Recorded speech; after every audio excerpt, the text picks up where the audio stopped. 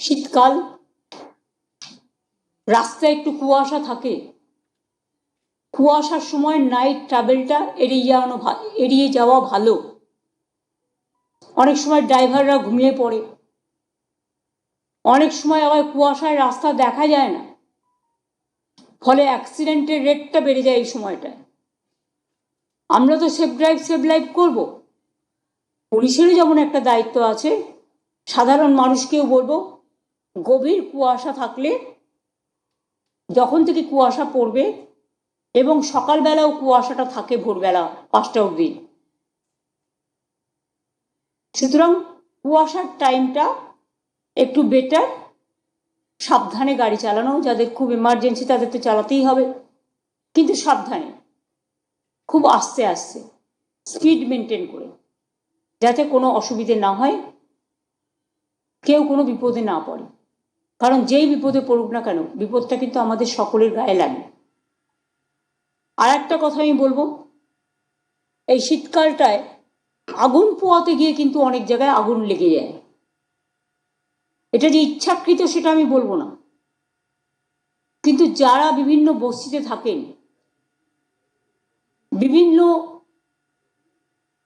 এলাকায় থাকেন,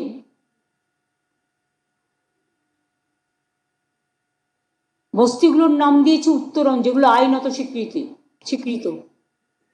কিন্তু সেদিন যেমন আপনারা দেখলেন মাঝেরহাটের ওখানে দুর্গাপুর ব্রিজের সামনে একটা হলো, মাঝেরহাট না, সরি, দুর্গাপুর ব্রিজের কাছে, ওটা রেলের জমি। রেলকেও বলবো আপনাদের জমি যেগুলো আছে একটু নজর রাখতে। লোক এসে বসছে, আমি তাদের ওঠাতে বলছি না, কিন্তু এটা তো দেখতে হবে আগুন লেগে গেলে আপনারা জানেন এতে কি ক্ষতি হয়েছে। যাদের ঘর বাড়ি পুড়েছে, প্রবলেম হয়েছে, সেটা নয় গভর্নমেন্ট দেখে দেবে যতটা পারে, টাকা তো লাগবে, সেটার জন্য আমি বলছি না। এর ফলে দুর্গাপুর ব্রিজটার খুব ক্ষতি হয়ে গেছে, কারণ যারা ব্রিজের তলায় থাকছেন, ব্রিজের তলায় যদি আগুনটা লাগে, সেই আগুনটা এতটাই আগুনের তাপ ছিল যে দুর্গাপুর ব্রিজের অনেকটা স্বাস্থ্য ক্ষতিগ্রস্ত হয়েছে। ফলে ওই জায়গাটায় যারা যাতায়াত করতেন স্মুথলি, এখন রেস্ট্রিকশন করতে হচ্ছে আমাদের। তার কারণ ওটা সারাতে হবে, এবং সারাতে গেলে অনেক টাকারও প্রয়োজন। এই সবে মাঝেরহাট ব্রিজ আপনারা দেখলেন কিভাবে ভেঙে গেছিল, সেই মাঝেরহাট ব্রিজকে নতুন করে সারিয়ে তোলা হলো। এরকম অনেক ব্রিজ ভেঙে গেছিল, নতুন করে সারিয়ে তোলা হয়েছে।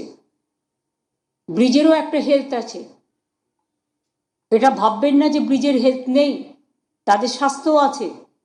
সুতরাং অনেকটাই আমরা টিম পাঠিয়ে পরীক্ষা করেছি, এবং পরীক্ষা করার পরে বলা হচ্ছে এটা যে fire brigade, police, corporation, transport department সবাই মিলে পরীক্ষা করেছে, এবং পরীক্ষা করতে গিয়ে দেখেছে যে ব্রিজের ক্ষতি হয়েছে, আগুনের তাপ ব্রিজটাকে আক্রান্ত করেছে।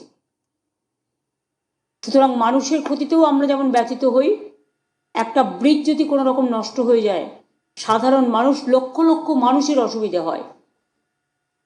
এটা নিজেরা একটু দেখে রাখবো না, যেখানে থাকবো আগুন আমি সেখানেই পোয়াবো যেখানে বাড়ি ঘর নেই, ফাঁকা জায়গা, বা সেটা আগুন পুড়িয়ে আমি আগুনটা নিভিয়ে দেবো।